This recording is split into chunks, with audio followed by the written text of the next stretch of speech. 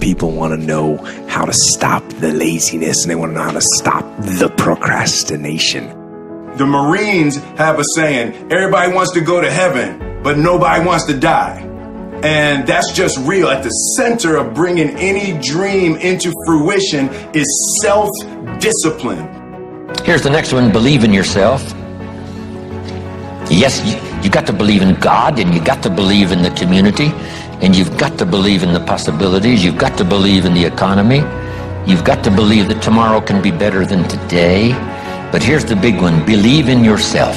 There isn't a skill you can't learn. There isn't a discipline you can't try. There isn't a class you couldn't take. There isn't a book you couldn't read. If it's written in some other language, you just get it translated and read it. When you let the discipline slack, you know the feeling weak and defeated, and you know that you're falling behind. So get to know those two different types of feelings and ask yourself which one you want to feel in 10 minutes or in a half an hour.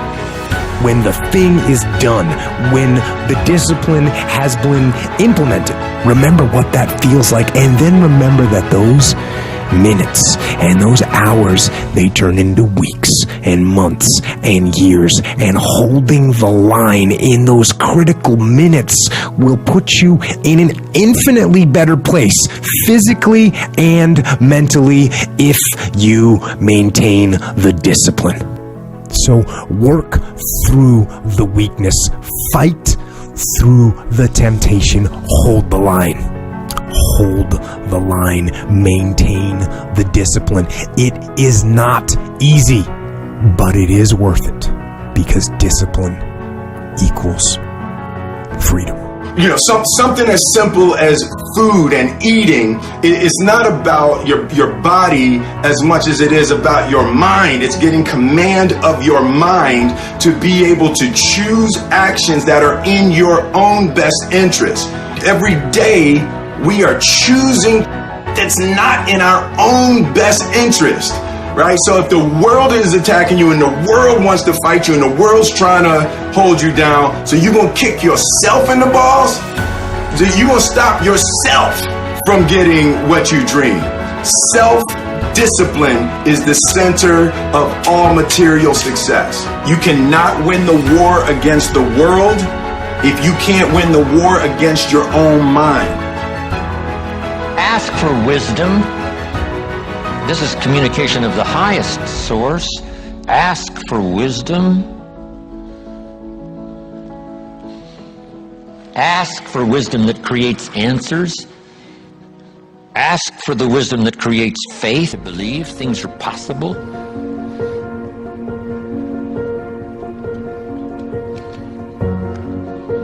In King Solomon's day, there was the dilemma of two mothers who claimed the same baby.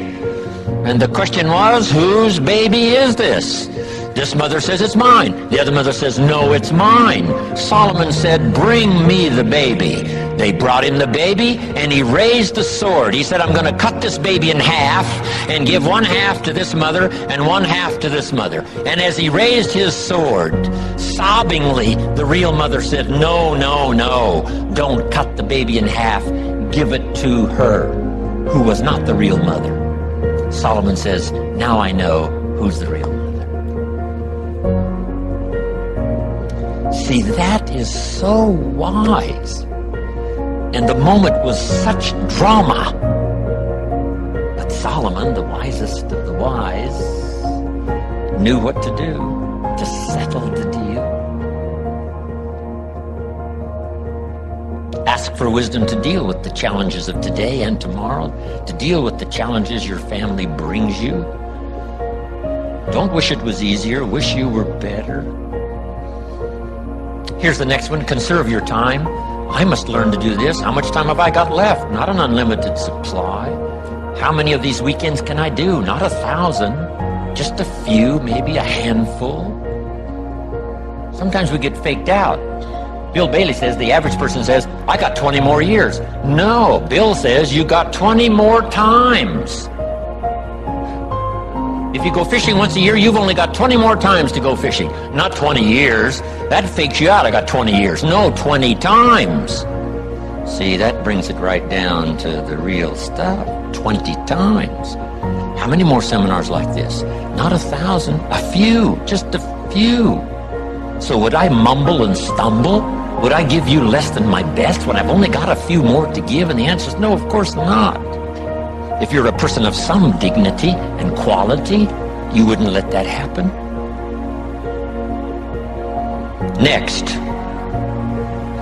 invest your profits. We're going to talk now about this before the weekend is over on financial independence. And I'm going to give you some excellent advice. Here was one of the philosophies Mr. Schoaf gave me, along with Mary Kay. Here's what he said. Profits are better than wages. Wages make you a living. Profits make you a fortune. Mary Kay and I went for that. Wow.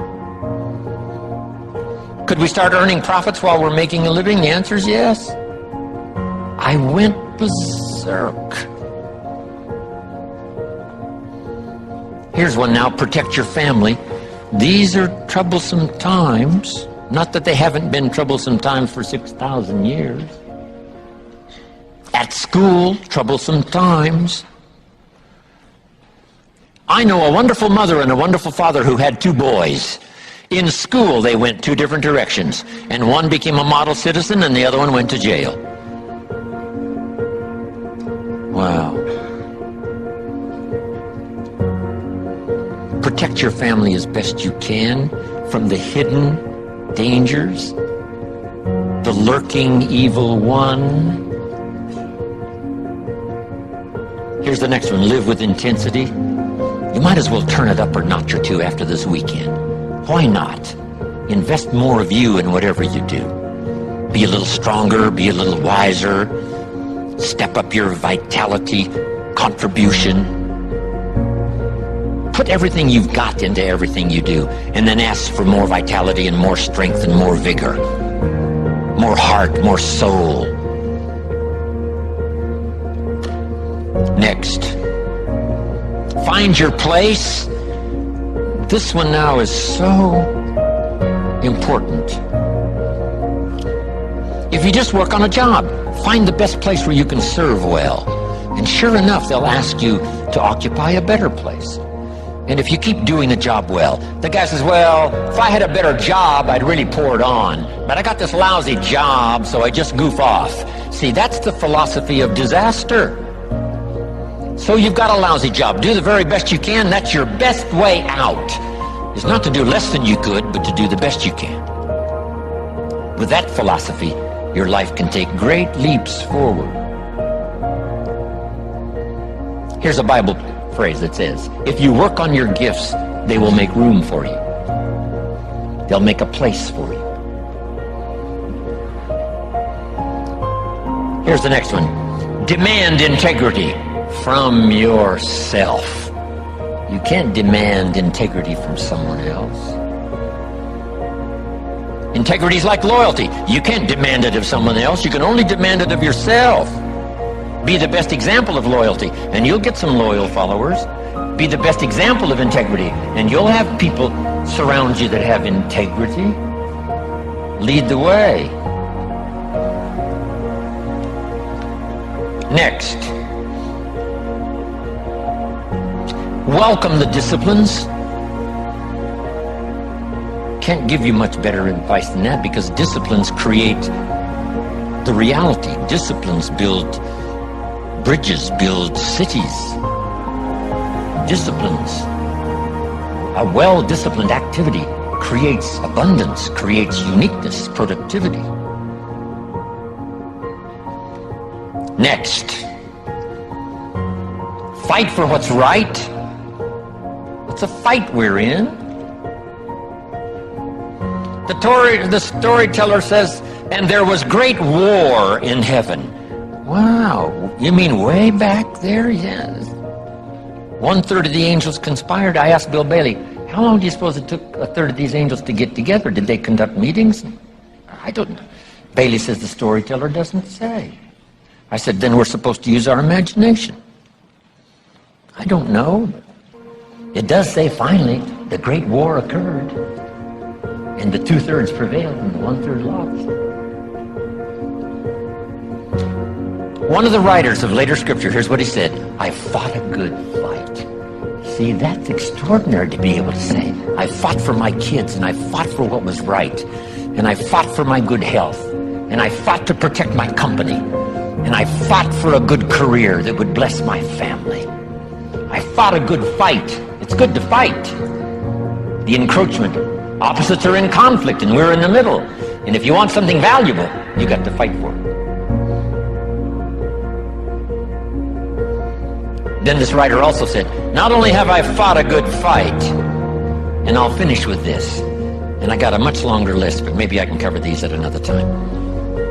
He said, I fought a good fight, and I kept the faith. See, that's the deal. Keep faith with your family. Fight like crazy and keep faith.